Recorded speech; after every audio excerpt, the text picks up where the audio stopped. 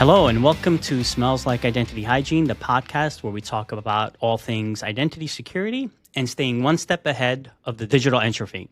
So today's guest is someone who's been shaping the way we think about cybersecurity for decades, Ed Amoroso. Ed was the longtime CISO at AT&T, where he helped pioneer concepts like threat trees and early microsegmentation. He's currently the founder and CEO of Tag Cyber, a professor at NYU, an author, and a member of multiple advisory boards, and one of the clearest voices in cybersecurity commentary today. Whether it's demystifying zero trust or calling out vendor fluff, he's been in the trenches, in the boardroom, and increasingly on video with his new series, Tag Talk. And today, we'll be talking about the state of identity security in the age of AI, why shadow AI might be the next insider threat, and what it really means to govern digital access across a fragmented enterprise. Ed, thanks so much for being here. Those are some pretty juicy topics. I'm looking forward to that. Well, we'll see where it goes. You know, usually I have a plan for where the conversation will go, but we might go, different ways. Yeah, it's a little left or right? Yeah. So the first question I have for you, Ed. So we talk about, actually, you had a recent LinkedIn post around flat budgets, right? The rising threat of AI, yet CISOs are faced with flat or possibly even shrinking budgets. I guess with all the AI threats looming out there, how can CISOs do more with less? Well, first off, thank you for including me in the discussion. I love the work that you do, and this is going to be fun. Now, for CISOs, we get nervous when we hear about flat budgets, but when you look at your peers, like in an organization, it's like total Crimea River, right? I mean, they've been dealing with flat budgets for a long time. If you're a CIO or you work in IT ops or in procurement, supply chain, this is normal. Like none of them have had, 10, 15% budget increases every year for the last 10 years. So we've developed some bad habits where we feel like, hey, we carry our budget over. I keep doing what I've been doing. I add a bunch of new stuff, scream that, there's nation state threats and AI guardrails and compliance, and I'm going to get a bunch of new money. That did work for a while, not going to work anymore. We're at the point now where it's not vendor fatigue, Rosie. It's sort of like we've reached maturity. And that's something we should be proud of. It's not oftentimes that a new discipline in business reaches a level of maturity, meaning it's a structural component of the way businesses run. You're not going to see any business anywhere of any consequence that doesn't have a security team and a leader. That's great. We should feel really good about that. But again, welcome to the game here. That means now the new economics that we have to learn as security people is not how do we spend because we have all this money. It's got to be how do we optimize? How do we roll what we have into a more rational portfolio? So I think that this question of, there's AI threats and all these other things we deal with, again, Crimea River, that's normal. If you're an IT manager, they're going to say, yeah, I'm dealing with all kinds of problems too. We're deploying apps and using cloud and figuring out where to put AI. They have the same problem, but they're being asked to do so either with a flat or reduced budget. And I come from telecom, which was just year after year reduced budget. That was the whole idea. So I think it's healthy. I don't log it as, oh my gosh, what are we going to do? I lock it as, oh my gosh, now what are we going to do? This is, I think it's more positive, and I think people will grow up real quickly and become real managers, real executives who understand return. So I think it's a good thing. So do you feel that, everyone talks about AI, specifically agentic AI, all anyone was talking about at RSA and Identiverse, and I think the consensus is, at least for AI people, is that we will fundamentally change, or the way that we work will fundamentally change. Not just technology people, but across the board, work will change. So I'm about to ask you a really unfair question to predict what's going to happen in 5 years, especially when you are at the beginning of something like where we are right now. If you had to predict the way that work will change in 5 years, not just technology people, but work in general, do you feel that CISOs and security organizations are prepared to deal with that new reality? Well, let's start with what I think is going to happen, which I'm very bullish on. I think I have a pretty positive view on the broad impact of AI because I do think that we'll manage it properly. I know there's a lot of doom and gloom on the internet. I watch all the same things a lot of your viewers watch. It's like AI is going to take over human beings and so on. I don't prescribe to that. So and then I'll share what I think with respect to the question around CISOs being prepared, which I think they're not. But first off, I think anytime we see a brand new, really fundamental change in either science, engineering, or society, we all freak out and we think it's like they're going to be the end or some magic or create human life or crazy stuff like that. Like chemistry had alchemy and we threw out those potions. And it wasn't dumb people doing potions, it was Newton. Like Newton spent it between calculus and physics, he did potions, magic potions. So, I mean, it's not like there's dummies doing this. Astronomy had to throw out astrology. We still see the remnants of that. I think there's probably more people who believe in astrology than climate change. Mathematics and numerology. And now in computing, we have this idea of artificial life. Now, there's no question that generative AI, whether passive, like in a ChatGPT setting where human beings asking it to do something, generates your English composition report for 8th grade, or an agentic AI where it's active, it's some autonomous workload that's managing the heating system in a building, responding to things and just being the building manager. I think that the possibilities there are amazing. And it's not like replacing humans, but it's making our lives better if we do it right. Every technology has its good and its bad. Would you say nuclear has been good or bad? Well, I mean, we generate nuclear power, and nuclear energy certainly is going to be required to get to Mars and so on. But then we get nervous because we have nuclear weapons. Again, welcome to the advance of technology, good and bad. So AI, same thing. So now for CISOs, the question is, what's the impact on cybersecurity? Well, the obvious impact is that anything manual is going to go away.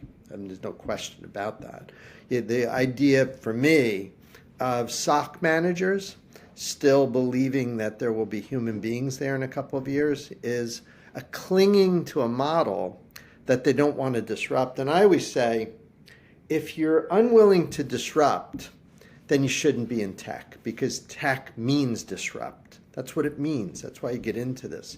If you don't want to do that, go play violin in an orchestra or something. Something is not going to change. Even that probably changes. But for the most part, our discipline, the discipline of cybersecurity, not only will change, but it must change. So anything that can be automated will.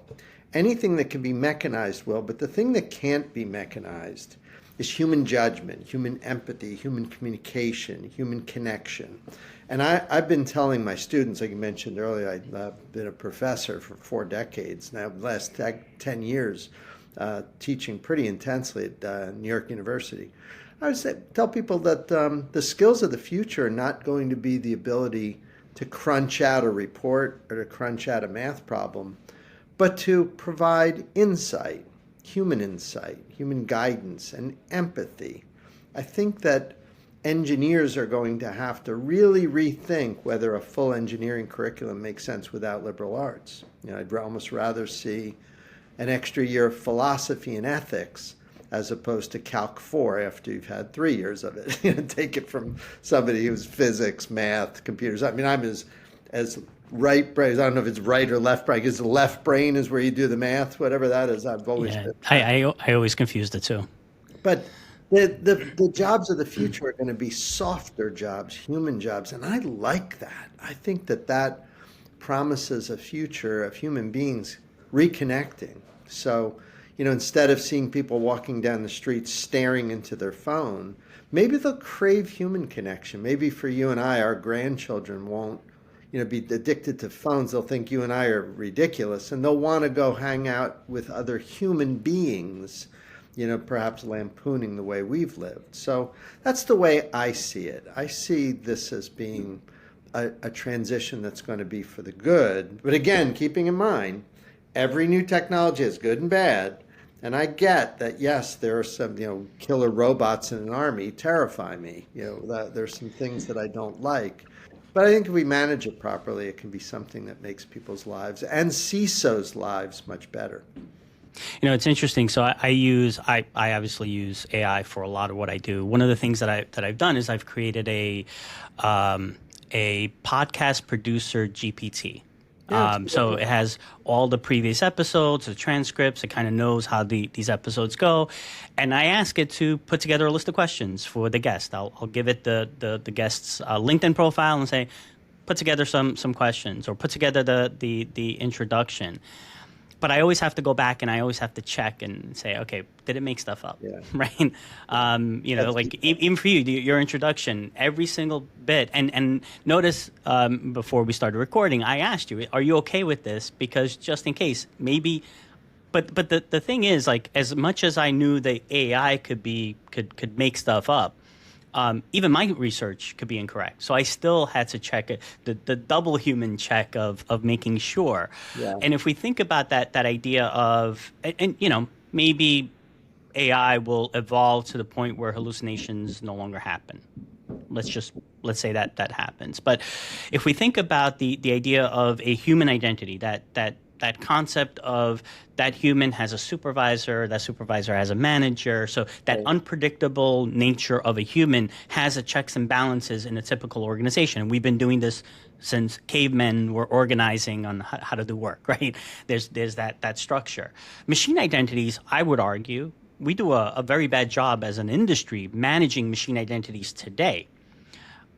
I believe that AI or agentic AI really should be a whole new category of identity, because you have a little bit of that kind of unpredictable, kind of autonomy that a human has, along with the automation that a typical machine identity would have, like the ability to make lots of changes all in bulk. Would you agree that it should be like there should be a whole new category of identity?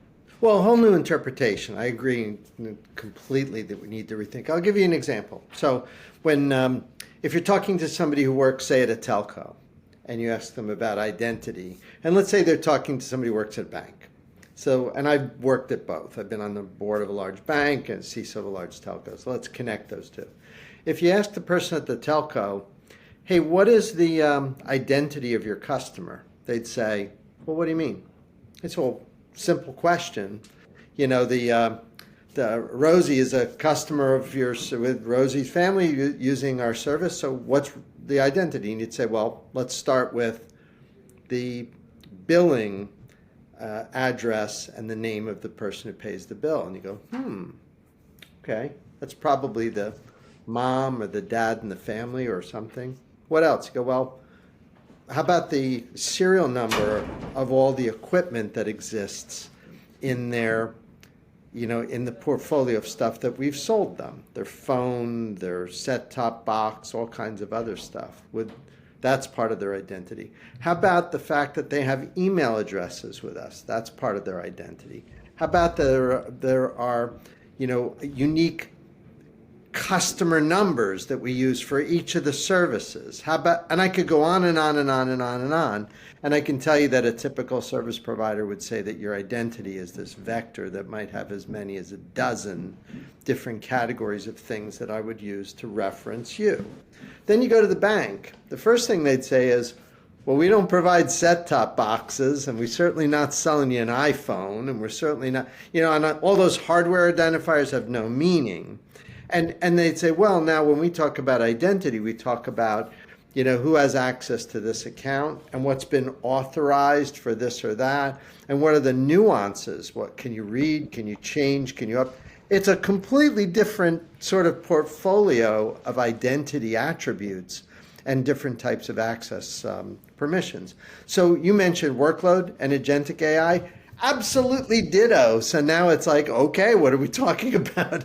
There's a big difference between an agentic AI that is providing safety systems for vehicles versus an agentic AI that's sitting on a website that responds to requests for, drawing pictures of like little descriptions. Fundamentally different. And the identity is going to be different for both its own back end, its inter-agent communication, probably using something like the Model Context Protocol, or its interaction with human beings. So it's kind of fun because you get to redefine a new vector, but it's the same thing. It's what are the attributes that matter for this entity, this active or passive entity we're calling agents now. I use the word agent for both passive and active. Like I would call ChatGPT an agent. People sometimes cringe, but I just say there's passive agents, active agents. Let's just call them any AI workload an agent, but whatever. They do need identity. Now, when we talk about the business of that, then I always think, all right, how complex is the metadata, the vector, and what's the size of the potential market? And it's unbounded. Right? So I know you're very much in the identity business. I've learned a lot of things from you and from your company, from Sphere. You guys are really experts at this. When I look at the addressable market for humans and human beings, I mean, obviously that taps out at 8 billion, but it's not, not going to get 8 billion, but whatever. For the agentic possibility, it's way more than that. It's way more. Way more. It's unbounded. So I think that's going to be a really interesting market. It's going to be one, it's not going to be chaos. At least I hope it don't. We'll build some structure around it. But I think that the size of this eventually, say 5 years from now, probably dwarfs user identity and so expanding into other areas. So that would be a nice new business for Sphere and for the work that you do. I have a feeling is going to bleed very much into workload. We do service accounts now, so it's more or less just not a distant cousin, it's a first cousin to service accounts. Yeah, and I guess that brings up the next question that I have for you is, do you think current IGA, PAM, IAM solutions are prepared for what's to come with, or at least if you believe the hype of what's to come, right, with agentic AI? Are those tools prepared, and will they be prepared for what's to come? So first off, there used to be a lot of hype around AI, no question. There was a time when we talked about it, didn't know what the hell we were talking about. So that was bad.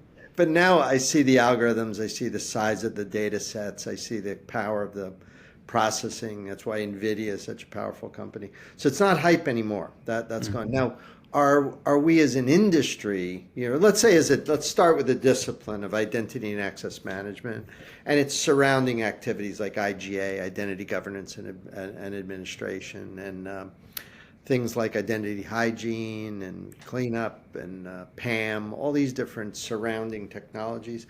You wouldn't be able to do non-human or workload or agentic AI identity without having built the foundation with what we have now as a discipline. We've learned a lot. We've learned how to do SSO. We've learned how to, basically provide for reasonably accurate inventory of identity. It's still hard, and we know how to do protocols. So we've got a baseline. Now, I would say that there are some companies that are well positioned and some that are not. The ones that are well positioned are the ones that still maintain a somewhat thoughtful approach to research and development and are always trying to disrupt themselves. Like that's the measure we use at TAG. The company that I run, we're an advisory firm that looks ahead. We're not sort of like this Gartner Forrester draw a picture of, who's the best, IGA vendor. They're going to go, SailPoint, Savient, and probably because they paid them. I know I shouldn't say that, but I think it's probably true. But we look ahead. So when I look ahead now, I think, what vendors are looking ahead? Who's flexible? Who's thinking, I can adapt my platform to agentic. It's going to require that we assume at the other end it's not a human being. So obviously bio becomes silly, right? You wouldn't use biometrics. And also there's no idea of downtime ever. It's always up, always continues, always running, always, and some of it may be life and safety critical, So you almost don't know, in advance whether you're dealing with something truly consequential, and on and on. And again, the different vector of metadata, the definition of identity will be different.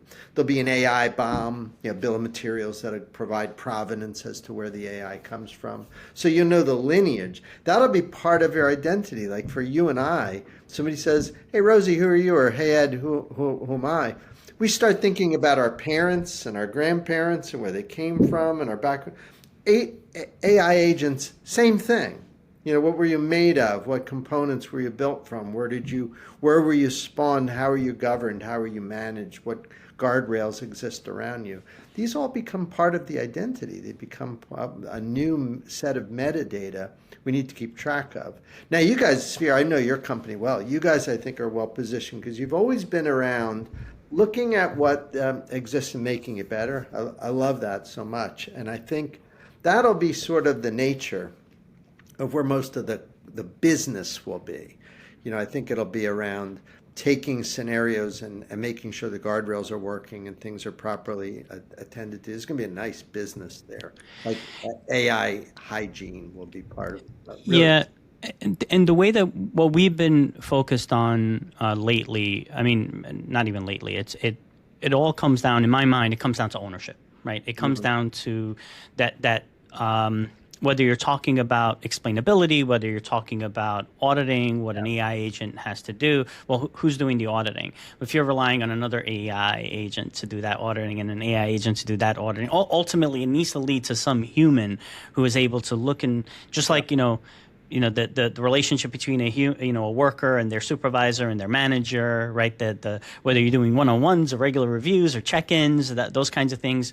I almost think about you have to do the same kind of thing with an AI agent. If we're talking about a service account, for example, a service with a service account, and I want to see what that service account did, I could look at the logs, and it's very explainable. Okay, at exactly 3 p.m. it did this, and at 3:05 it did that, right? With AI, it becomes a lot more difficult to understand and to explain exactly why it made the decisions. But I almost think about it as just like a human. It's sometimes difficult to explain why a human made the decisions that they made. You almost have to look at that AI, that agentic AI, the same way, right? But it comes down to ownership at its very core, whether you're talking about a machine identity, a service account, a human account, secondary human account. You need to have that human who's responsible for seeing what is happening, why it made the decisions, and then take corrective action, right? And I think that's the core of at least what we do at Sphere, and the way that we're going to be tackling the agentic AI problem as it evolves over the years is with that kind of human oversight at the core of this technology, because as you said, it is just a new technology. The place where I always had problems, where I see a lot of our tag clients having problems, and I'll use service accounts as an example before we get back to AI. That with service accounts, you're right. If you're aware of it and you can go and look, you can see what the damn thing did. But where I always had problem was not knowing that it was there. Like going, it did what? It is what? We have what? That was always it. So inventory and posture and understanding what you have is all part of that hygiene equation. It's not just sort of cleaning up. I make a list of what I have and we're good. We trim all the edges and we're good. It's usually, I have no idea what I have. And that's always been the thing that's bit me. If you go back through my career, I've been at this for 40-something years, 43 years. You think about all the different incidents I've been dragged through or caused. Almost everyone, I bet if I went back, it would probably be everyone, involves something we didn't know about in advance. It's almost never, I have my eye on this thing, I know it's there, and some amazingly capable offensive actor comes in and boom, get you. It's never that. It's always, I'm looking here, and then somebody's tapping me on the shoulder, and I'm going, stop bothering me. I'm looking at this thing, and no, you ought to look at this. Look at what? This thing over here. What thing over there? Here, look at this thing. And you go, what's that?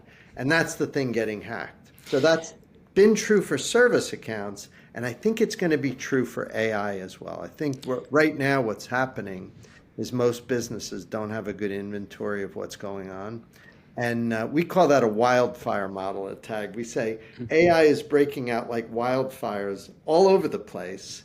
And then vendors come in and inaccurately say, oh, we'll discover all your AI. And they go, no, you're not. You're going to have an approximation, but it's really hard to figure out what's going on when you're the CISO because it's not the clean stuff I can find. It's the crazy one-off partnership with a university, joint venture I didn't know about, company we acquired I never heard of, 3 people off in a lab who connected to something I didn't know. It's all that. And I think that's all going to be part of the identity equation, making sure that I have good, solid inventory, assigning and managing the identity, and then applying policy. Once you know that something's there, usually you can manage it. But when you don't know it's there, God It's help. interesting. Yeah. I have a deck that I do for analysts, and I kind of it's like 4 areas that we talk about of where customers will bring us in. One of them is maturity. And I'll talk about that. They think they're like 95% of the way there. They think they got a really good handle on their IM program, on their IGA, on their PAM program. They want us to come in and get us to that 100%, right? And what I say is that almost every single one that brought us in specifically for maturity, what we end up discovering is finding that actually they're not as mature as they thought they were. They thought they were at 95, they're really at 50. Sometimes they thought they were at 95, they're really at like 10, right? Because they don't have exactly what you're saying. They don't have the visibility. You could own, if you know something exists and it's a problem, you're probably going to want to fix it. You're probably going to fix it. It's the things that you don't know about that will get you. So if we think about that, right, because we are in this kind of gold rush of AI right now, everyone is rushing. If you're a vendor, you have to talk about AI. If you sell anything these days, you have to talk about AI. And as a result, you might have essentially shadow AI identities popping up where it's a product you may have had for 10 years. All of a sudden, they introduce some element of agentic AI or AI into the product. The end user might be giving their own credentials for that AI agent to do stuff, and that AI agent could be doing things like sending emails or scheduling meetings or doing work that a human would typically do. How concerned are you with this kind of shadow AI issue that's popping up everywhere? I mean, dude, shadow is another way of saying I don't know it's there. Yeah. I mean, that's really what it comes down to. I mean, shadow, normally a CISO or a CIO would think of shadow as stuff you and I do from home. On our you have a company issued Windows machine, you're nice and tidy, you're sitting in the office as I'm sitting here today, and you're connected in through the corporate network and you go through a firewall and we're good, nice and tidy, you follow the rules. Like, for example, you don't hang out on gambling websites, betting on NFL or something. That'd be something you'd use your Zscaler to block. And you justify it saying, I prefer my employees don't, use the bet on NFL games while they're working. But then, I mean, you just take your phone, or maybe there's bathed in Wi-Fi, or the deli next door might have Wi-Fi that you can, or you just leave the office and go over to Starbucks, and you can take out your phone and bet on NFL games during work hours. I mean, that's what most people think of as shadow. And that's an extremely difficult problem. Now, when I'm sitting and I'm doing approved stuff, and I'm interacting with a vendor, a SaaS app, or a service, or something that I've approved, and then there's something new that I don't realize is going on, that's a different flavor of shadow. That's sort of a lack of awareness of the posture that you got and the service characteristics that you've approved. So that's one where you usually have some sort of proxy. That's where CASBs were originally invented, because we didn't know what people were doing in Box and Dropbox and all these early cloud software systems that people wanted to use. And nobody had any idea what was going on. So you run a CASB to see, well, you're doing what? And that was, in a sense, shadow. So what you're describing is deja vu all over again. You're connecting to what? You're using Canva to do what? So Canva, for example, will draw pictures. But we'll draw a picture of your CEO, eating turtles or doing some creepy thing. I mean, I don't know. It's like, Hmm. so CISO, you go, do I approve that? If you say, no, you can't approve that because the CISO doesn't eat turtles, you'd go, you're not going to let me use this tool because you're worried about that. I probably could have done that on PowerPoint anyway. Like, I just won't do that. You have to have terms and conditions and acceptable use, and things work themselves out, right? So I don't see this as being a dramatic departure in terms of policy and even shadow, but you got to do it, right? You have to do it, just like we had to do it for the internet. We had to do it for the World Wide Web. We had to do it for mobility. We had to do it for apps. Now we have to do it for AI. So just a continuation. And by the way, each generation believes that the thing that's happening is the most consequential thing that had ever happened in the history of humankind. Think for a minute. You probably have somebody somewhere who's listening to us right now that was born after 1995. If they were, then they've always been alive when there's been a World Wide Web. But you and I Hmm. know that in the 80s there was no such thing. There was an internet. There's no World Wide Web. So when the web emerged in the 90s, we all went, this does what? You can do what?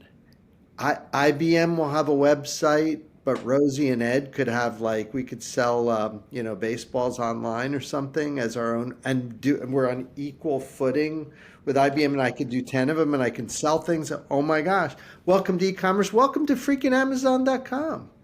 You wouldn't have Amazon.com if we hadn't had Hmm. that amazing innovation. And then look at Uber. You look at how that works. You think about the disruption that creates, and it was enabled basically by LTE. If you didn't have 4G service, how are you going to do Uber? You wouldn't be able to, but you could because you have iPhones. Now you have AI. We go, oh my gosh, what's this going to do? This changes everything. The reason it's such a jolt is because it's changing white collar jobs as opposed to blue collar. So the white collar workers have always been like, well, disruption. Hey, you guys are working in the factory. I'm really sorry, but it's thank goodness it's not affecting me with my accounting or computer science degree. Well, now it's affecting people with accounting and computer science degrees, and we freak out, but it's not any different. It's just disrupting a different group, and we'll respond accordingly. So things will find its way, but disruption is the norm. That's what we do. If you don't like it, get out of the boat, because this is what we're in. You sign up for this if you want to do tech. It's disrupt.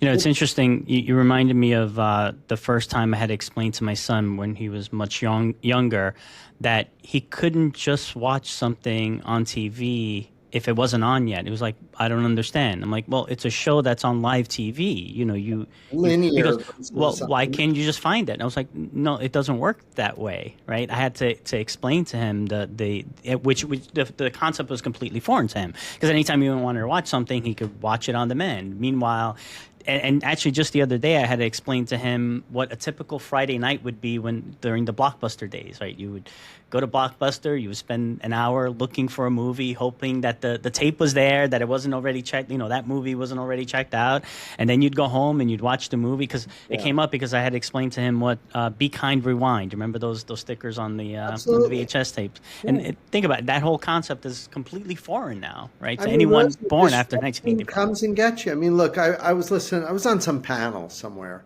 and they were lamenting that, wow, now anybody can create. Like, whoa, this is crazy. Anyone can create. And I think, have they paid attention to the music business? Have they paid attention to, I mean, just look what the internet did to being a rock and roll band. Like, you think you took away their way of living. You don't sell albums. You and I I guess you bought an album at one point in your life. I did Yeah. too. Have you bought an album or a piece of music in the last 15 years, 20 years? No, of course not. So that whole thing goes away. And, it's like, well, what about the industry it disrupts? My daughter's in that industry. She's a musician. You change it. She plays. She's out. So suddenly live music is something we covet. I mean, I'm not going to go to some bar and listen to an AI play through the speakers? Who wants to hear that? I want to see a band. I want to see a human being, a jazz club where they're up there playing, a rock band that's really playing. That I love, but I'm not going to go buy an album because I don't even know what that means anymore. And also on this idea of being able to just invent or create, think about that. If you mentioned with your child, like with the wanting to watch something, if you have YouTube, you and I can think of a thing and I can pull it up. If I go, I wonder what was the first Brady Bunch episode. Boom, Hmm. watch. Or, you know something, I wonder what was Pete Rose's last at bat for the Reds. Boom, pull it up. I mean, it's this crazy thing we couldn't conceive of, but now we take it for granted. So the idea that maybe I can create a movie or something with using AI, we'll go, yeah, what of it? I mean, you Hmm. just life goes on, but the one thing that does remain is cybersecurity will still be an issue. It's just different. There'll always be people wanting to misuse anything. Like if you Yeah. want something that doesn't change, it's that there will always be mischief on one end of the spectrum and terrible, terrible nation state domination and crime up to killing at the other end of that spectrum of misuse, from benign to really malicious. That's not going to go away. Like I don't think human beings wake up one day and we're all enlightened. I wish that would happen, but it's unlikely. But Yeah, we're and if you think about the like as you were kind of describing the different generations of things, I've always been in financial services where I remember a time where no one, rarely did you have access to email, and you rarely had access to the internet, and in the everyone early had it. days. Yeah. Or like, I remember the time where traders were asking for AOL IM, right? Because they needed to be able to talk to their peers and they felt like they were at a disadvantage. And then the compliance people were like, no way, I have no way to monitor that. You can't get access to that. But we figured that out, right? Of course.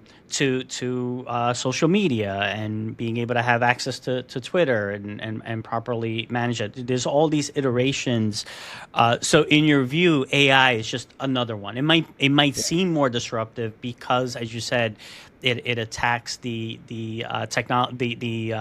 white collar kind of information worker, or it could displace that information worker. But at the end of the day, that information worker will just have to do a different role. Right now, they are someone who's specializing in proper prompting and proper analysis of what an AI is doing, as opposed to generating countless documents manually that are just kind of wasting their entire day of doing this.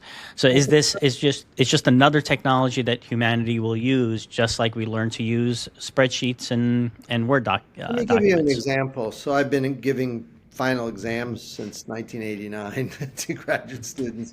It's always this written thing where they go through and they write something and I read it and I give them a B plus or whatever. It is what it is. Next year, I'm going to be trying something different at NYU. I'm trying to work out the math of it, but I usually have in my one of the master's courses that I teach it's a joint NYU Law School, NYU Computer Science and Engineering program.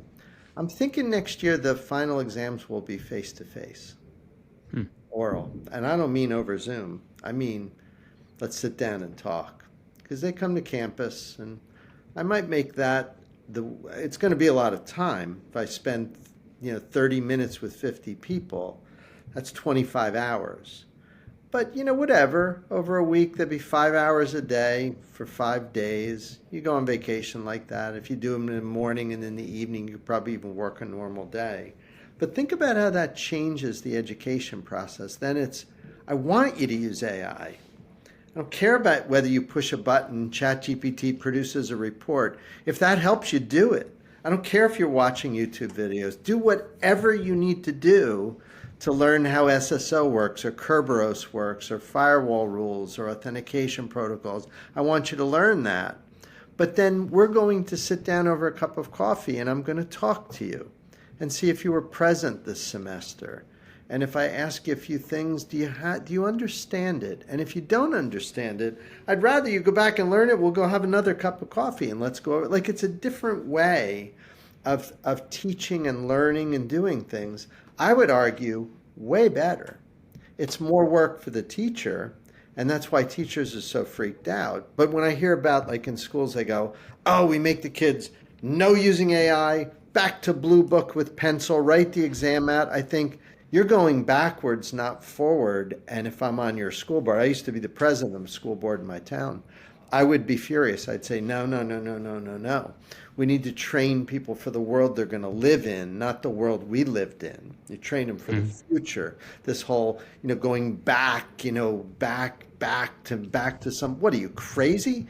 The world is going this way. We need to be advancing and planning. So AI is part of the future. It's part of it for CISOs. And for the people listening, you and I would typically attract a cybersecurity crowd and tech crowd and so on. The ones listening, if you're the naysayer always coming up with examples of why AI doesn't work, I remember your predecessor years ago saying that about the internet, and they all got fired. So rethink whether you want to fight against waves coming at you, or whether you want to turn around and swim with them. They're a little different. Go try and stop a wave, good luck. But get a surfboard and ride it, it can be awesome. And I think that mindset change is something you'd asked earlier. Who's ready, who's not? Anybody who's introspective about, am I on board with this? Or am I fighting it every step of the way? If you're the latter, God help you. If you're the former, you're going to have a nice 20-year run. This is going to be good stuff. Awesome.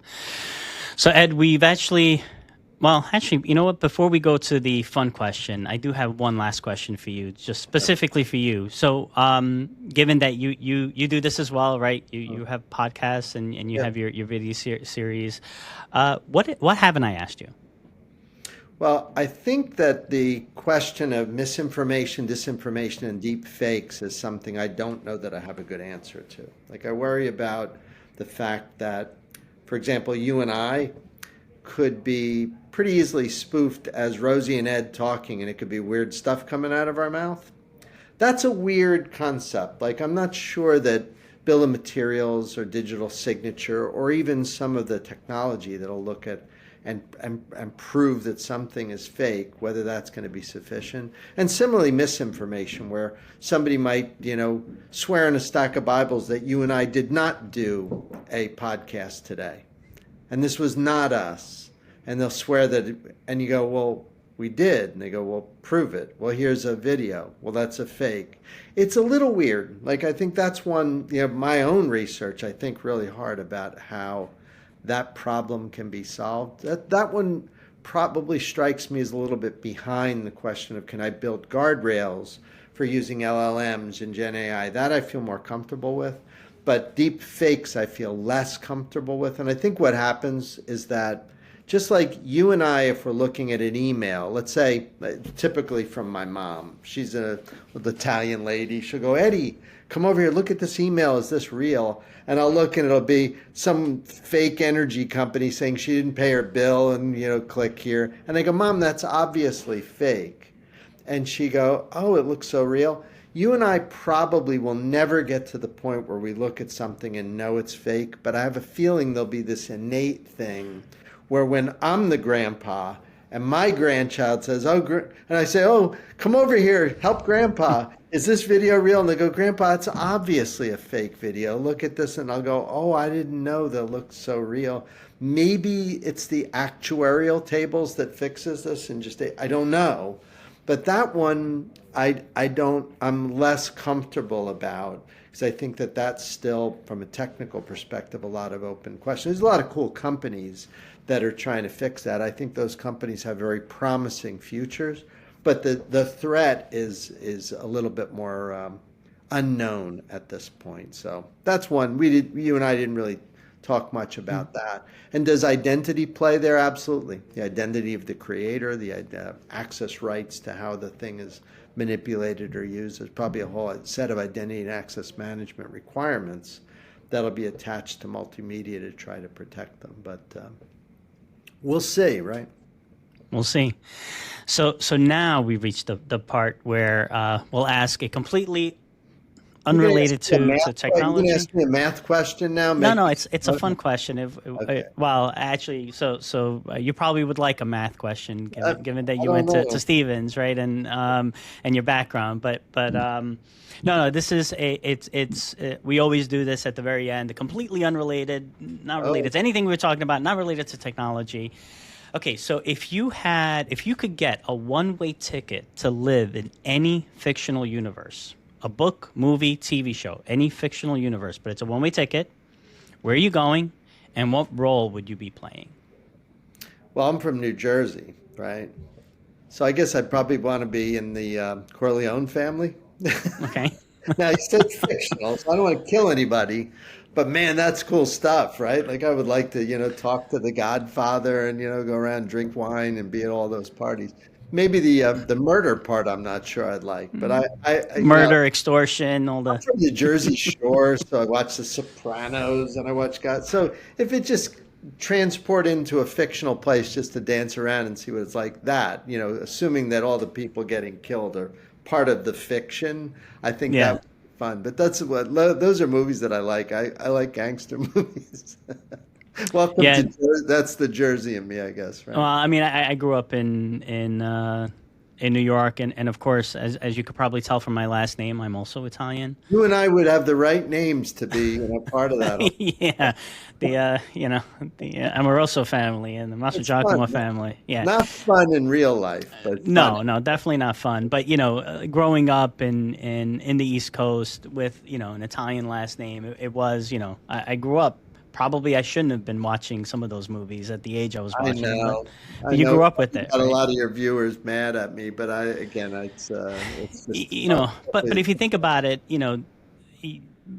it's what you're exposed to, right? Whenever you saw an Italian in a movie, at least when I grew up, it was probably a gangster, right? No, The guy ditto. that drove the nice car, wore the nice suit, was It's probably, you ditto. know, It's a terrible. gangster, right? And that's kind of what you grew up with, and you start associating yourself with that because, The world is better now. I mean, when I was yeah, in telco, there were all these. I came after the era where AT&T was catching a lot of the gangsters. But some of the places like in Little Italy on Mulberry Street where you see all these old social clubs where they caught like John Gotti and everything. Those things don't exist anymore. I think it's like a shoe store now, where it was like a bunch of gangsters. It's an upscale shoe store. So much better. But in terms of fiction and just sort of the pleasure of just narrative and movies and fiction and fun. I mean, those are interesting movies to me. That's just the generation I grew up in. you see.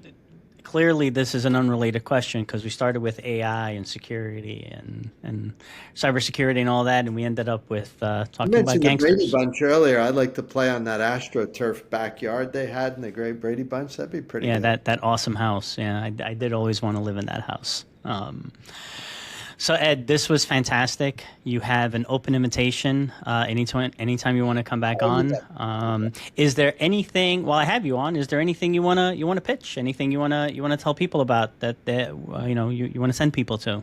Well, you know that my company Tag, we tried to disrupt. I was the theme of disruption, disrupt the analyst community. That's what we've been about. We try to make it a little bit less about the money, more about unbiased expert views that help practitioners. That's what we do. Most of us within Tag are at a point in our career where we do this for purpose, not to make partner at some company. So I think when we recommend something or make a claim, people listen because they know that the motivation is not you gave me a bunch of money so I'm going to say you're great. It's rather let's talk about what you're doing, and if it isn't great, it isn't great. If it is great, I'll be happy to say that. So I think that's what the analyst community should be. It should be a smaller industry of people who have long careers that do it for purpose, as opposed to a big monster industry where billions, where people throw a lot of money in and it's all about revenue. That's not a good way to provide guidance. So that's what we do at Tag. We try to turn that on its head. Yeah, and I would strongly recommend our viewers to look up your Tag Talk, that series that you've Oh been yeah. posting. I've really been enjoying those. In some instances, I think the young people like to say, throw shade at certain I'm going to do organizations. one right now. I'm going to do one on Broadcom in a little while, so you have to look it Yeah, up. I've really been enjoying those. I've been commenting on some of those as I watch those. So I look forward to the next one. But Ed, thank you so much for joining us today, and talk to you soon. My pleasure. Thank you for listening to this episode of Smells Like Identity Hygiene. Smells Like Identity Hygiene is a production of Sphere Technology Solutions, and our producer is Matthew Clay. Until next time.